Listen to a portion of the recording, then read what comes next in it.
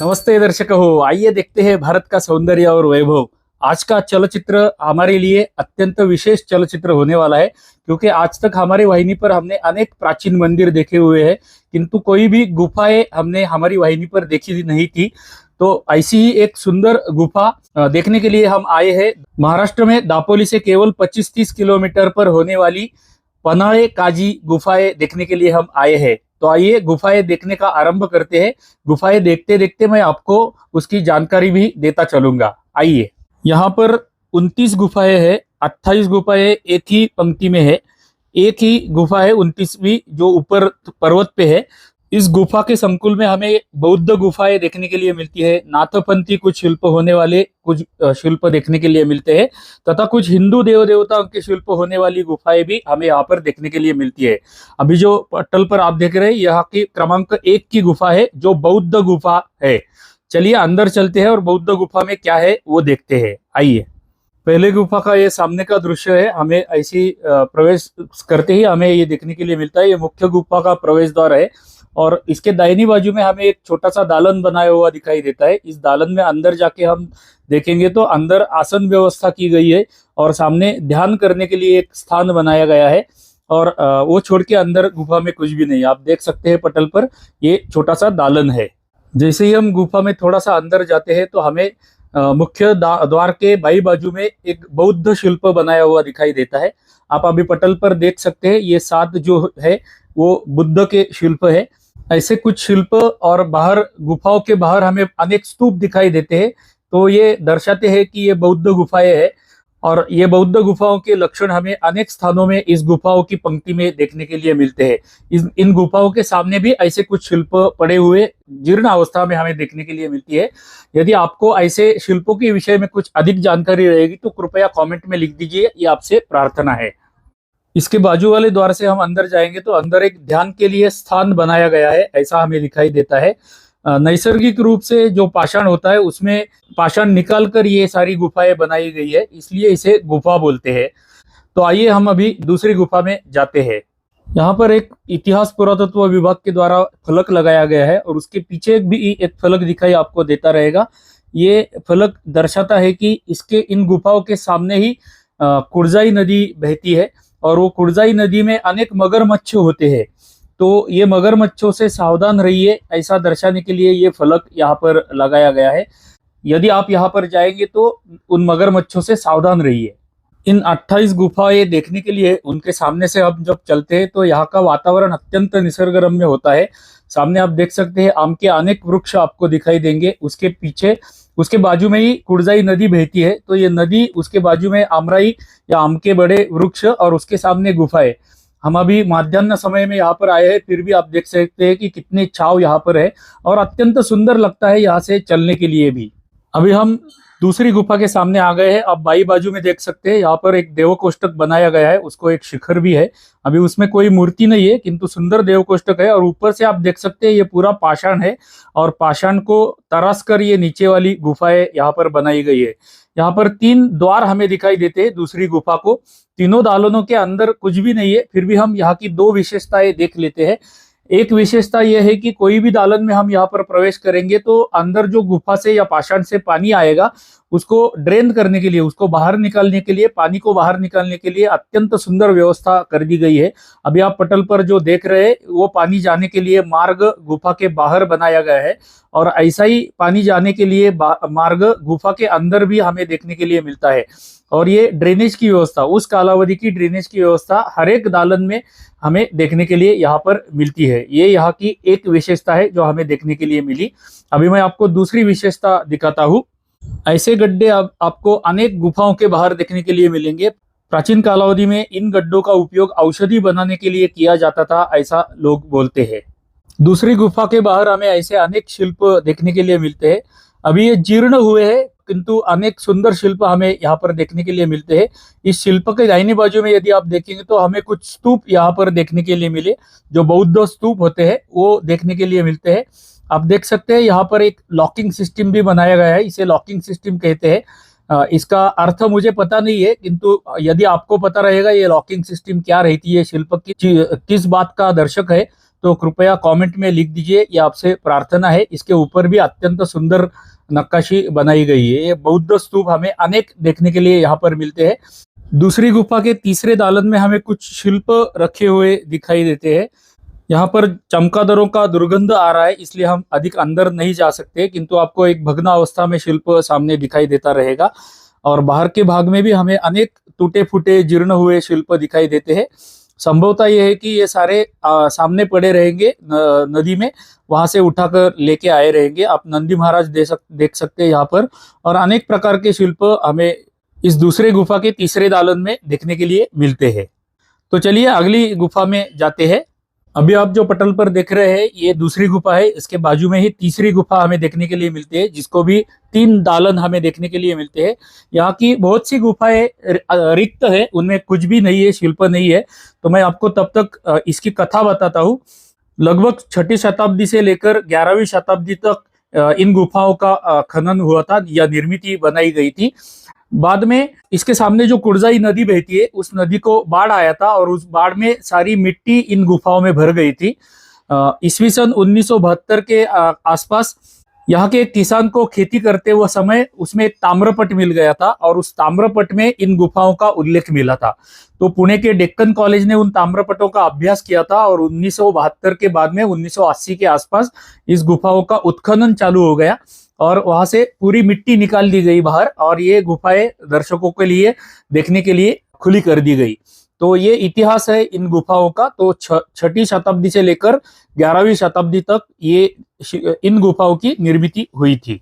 यहाँ पर हमें एक शिल्प देखने के लिए मिला, चंडिका देवी जैसा शिल्प हमें ये लग रहा था, किंतु कुछ लोग बोलते हैं कि ये बौद्ध शिल्प है, और बौद्ध समाज के कुछ देवताओं का शिल्प ये है, देवता का शिल्प है, ऐसा बौद्ध लोग बोलते हैं। यदि आपको इस शिल्प के विषय में अधिक जानकारी रहेगी तो कृपया कमेंट में लिख दीजिए, ये आपसे प्रार्थना है।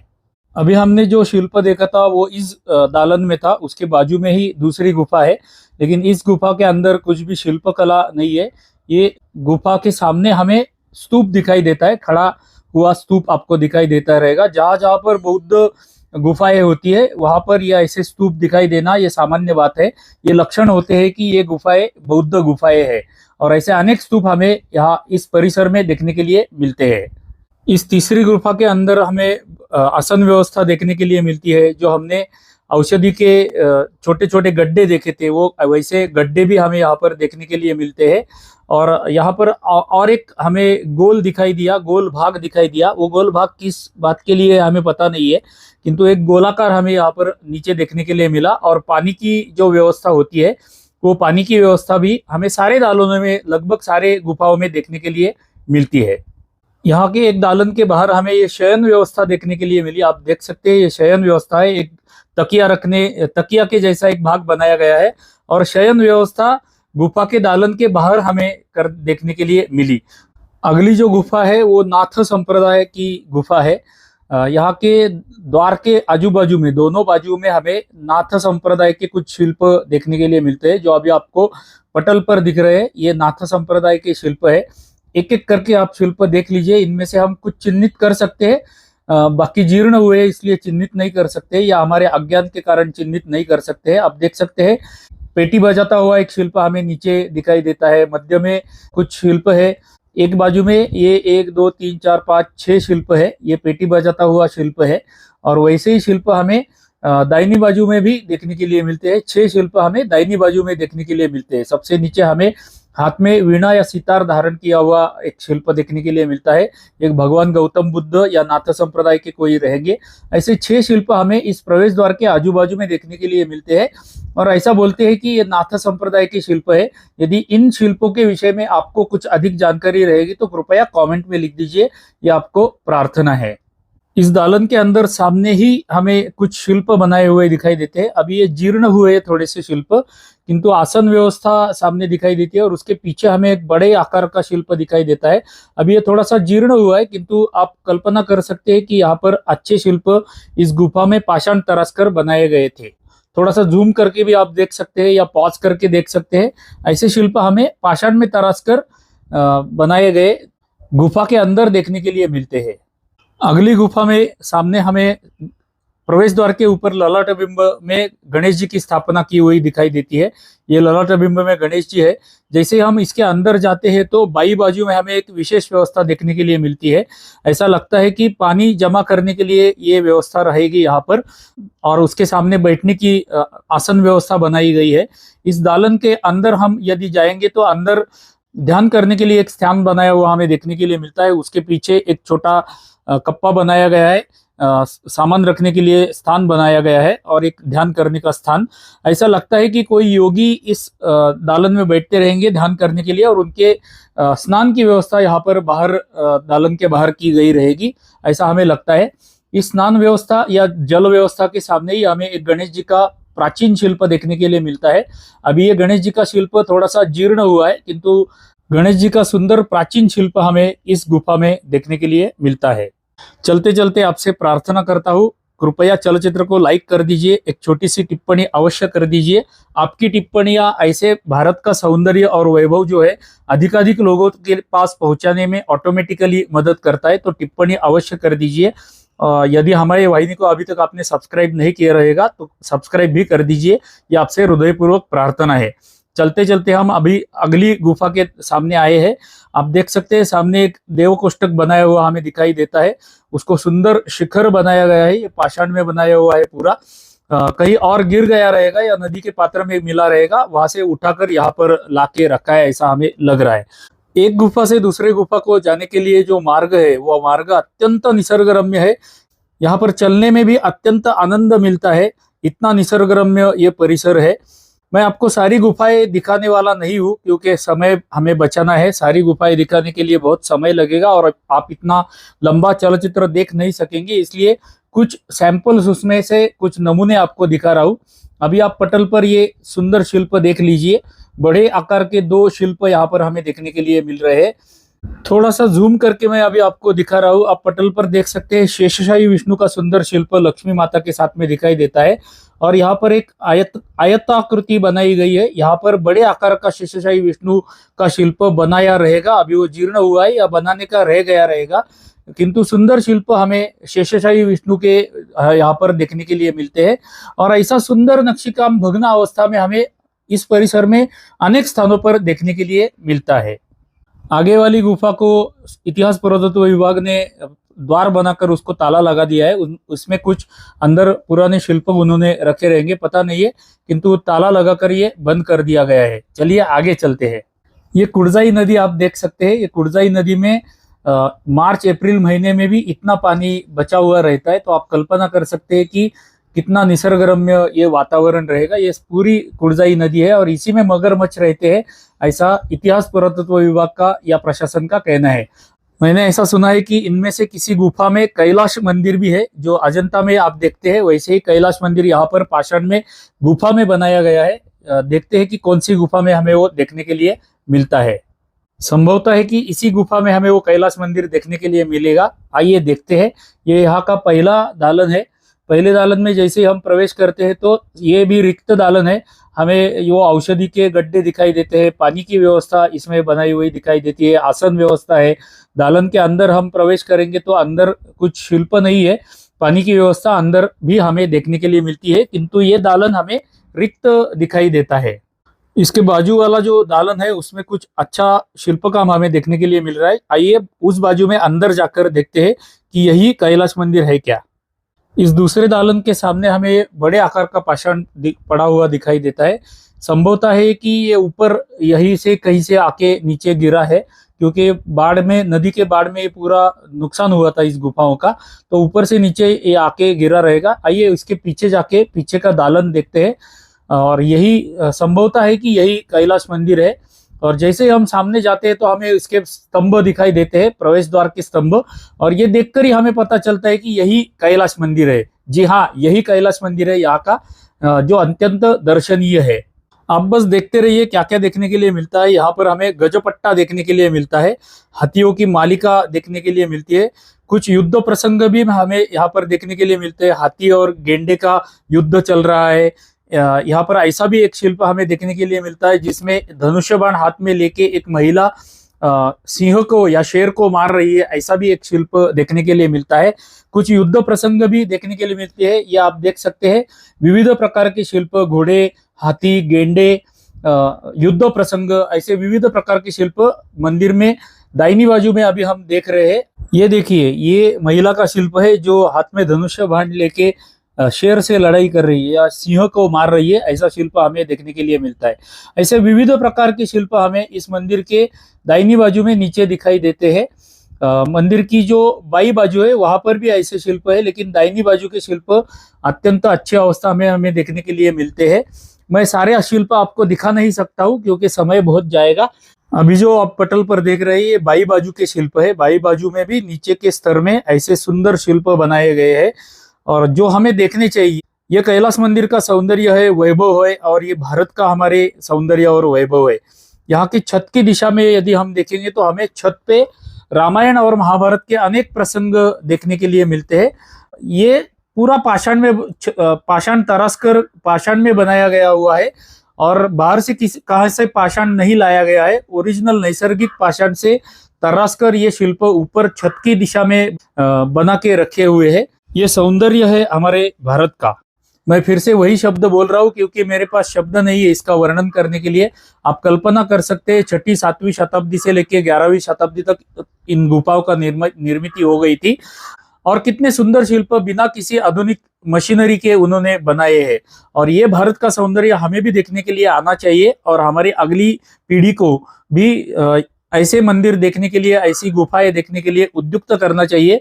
इसका सरल मार्ग होता है कि हमारे चलचित्र के लिंक अधिकाधिक लोगों को शेयर करते रहना। गर्भगृह के प्रवेश द्वार के दोनों बाजू में हमें शिव के गण दिखाई देते हैं, जो अभी आपको पटल पर दिख रहे हैं। सामने जो गर्भगृह का द्वार है उसके बाजू में 2 शिव के गण है। गर्भगृह के अंदर यदि हम जाके देखेंगे तो हमें अंदर शिवपिंडी तो अभी दिखाई नहीं देती है, किंतु शिवपिंडी का स्थान हमें देखने के लिए मिलता है। हम पता कर सकते हैं कि ये शिवपिंडी का स्थान है।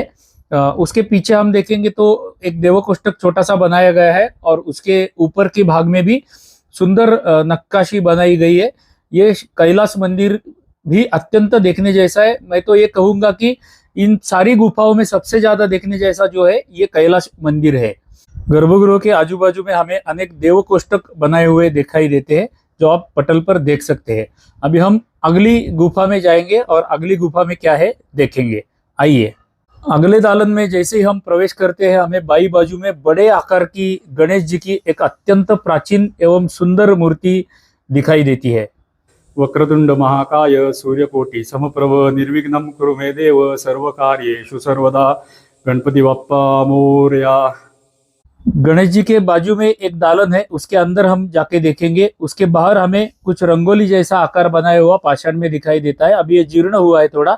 दालन के अंदर हम जाते हैं तो दालन में कोई शिल्प नहीं है, किंतु सामने के जो भाग है वहां पर ऐसा हमें प्रतीत होता है कि कुछ शिल्प यहाँ पर रहेगा। मैं थोड़ा सा अंदर पास में जाके आपको दिखाता हूँ, जूम करके दिखाता हूँ पास से। आप कल्पना कर सकते हैं कि यहाँ हमें ऐसा प्रतीत होता है कि यहाँ पर कुछ शिल्प प्राचीन कालावधि में रहेंगे और वो बाद में गिर गए रहेंगे। मध्य में हमें एक शिल्प का आकार दिखाई देता है और बाई बाजू में भी एक शिल्प का आकार दिखाई देता है। तो यहाँ के शिल्प गिर गए हैं ऐसा हमें लगता है। चलिए आगे के दालन में जाते हैं या आगे की गुफा में जाते हैं। यहाँ के अगली गुफा में भी कोई मंदिर रहेगा ऐसा लगता है हमें, क्योंकि यहाँ के 3 दालन है और तीनों दालनों के बाहर जो स्तंभ है उन स्तंभों के ऊपर का नक्काशी देखकर हमें ऐसा लगता है कि ये मंदिर है। सुंदर नक्काशी सामने के 2 स्तंभों के ऊपर बनाई गई है। ये बाएं बाजू का दालन है, उसके बाजू में मध्य में जो दालन है उसको 4 स्तंभ है सामने की दिशा से। ये जो स्तंभ है, स्तंभों के ऊपर की नक्काशी हमने अनेक प्राचीन मंदिरों में देखी हुई है, इसलिए मैं इसमें समय व्यतीत नहीं करूंगा, किंतु सुंदर नक्काशी इन स्तंभों के ऊपर है। इस दालन के अंदर या मंदिर के अंदर हम जाने को लगेंगे तो सामने हमें फूलों की नक्काशी बनाई हुई दिखाई देती है। 2 द्वार शाखाएं है प्रवेश द्वार को, जो गर्भगृह का प्रवेश द्वार है उसको द्वार शाखाएं उत्तम बनाई गई है। दाहिनी बाजू में एक दालन हमें देखने के लिए मिलता है, उसमें कुछ भी नहीं है। और मुख्य जो अंदर गर्भगृह है अभी उसमें कोई देवता रहेगी नहीं रहेगी पता नहीं, हम अंदर जा नहीं सकते क्योंकि अंदर बहुत चमकादड़ है, अभी भी बहुत चमकादड़ अंदर है और बहुत दुर्गंध ही आ रही है। यहाँ पर प्रवेश द्वार की द्वार शाखाएं आप देख सकते हैं। ऊपर ललाट बिंब है, ललाट बिंब में गणेश जी है और सुंदर नक्काशी जैसे प्राचीन मंदिरों में हमें देखने के लिए मिलती है, वैसे ही यहाँ पर भी हमें देखने के लिए मिली। पुनः देख लीजिए ये नदी का सुंदर पात्र। दाहिनी बाजू में हमें पूर्ण नदी दिखाई देती है। नदी के दोनों बाजू में हमें बड़े बड़े वृक्ष दिखाई देते हैं, संपूर्ण हरियाली है। गर्मी का सीजन होते हुए भी, समर सीजन होते हुए भी सुंदर हरियाली हमें यहाँ पर देखने के लिए मिलती है।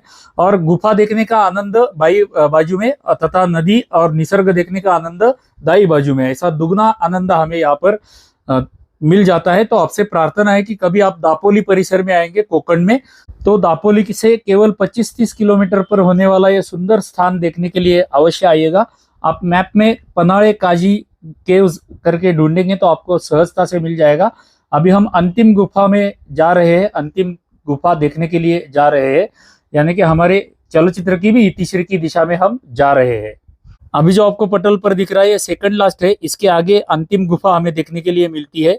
यहाँ तक इतने समय आपका निकाल कर ये सुंदर चलचित्र देखने के लिए आपका अत्यंत हृदयपूर्वक आभारी हूँ। इस चलचित्र के नीचे यूट्यूब में आपको एक थैंक्स का बटन दिखाई देता रहेगा, वो थैंक्स का बटन दबाकर हमें ऐसे स्थान दिखाने के लिए, सुंदर प्राचीन मंदिर दिखाने के लिए आप उद्युक्त कर सकते हैं, प्रोत्साहित कर सकते हैं।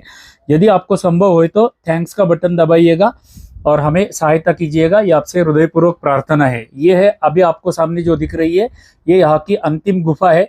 गुफा के बाहर हमें देखने के लिए मिलता है एक सुंदर मंदिर जो अभी गिरा हुआ है, आधा गिरा हुआ है, उसका शिखर जो है वो गिरा हुआ है, किंतु एक ही पाषाण में, अखंड पाषाण में बनाया हुआ एक मंदिर हमें देखने के लिए मिलता है। संपूर्ण मंदिर, मैं फिर से बोलता हूँ, अखंड पाषाण में एक मंदिर बनाया गया है। इसको कोई भी जॉइंट नहीं है। पीछे भी एक बड़ा मंदिर है, वो भी गुफा में है, किंतु ये बाहर भी एक ही पाषाण में बनाया हुआ नंदी महाराज और ये मंदिर हमें देखने के लिए मिलता है। अंदर की गुफा में जाके देखते हैं अंदर क्या है। यह है यहाँ की भूमि के स्तर की अंतिम गुफा, यानी कि 28वें नंबर की गुफा। इसके अंदर इस दालन में या गुफा में कुछ भी नहीं है।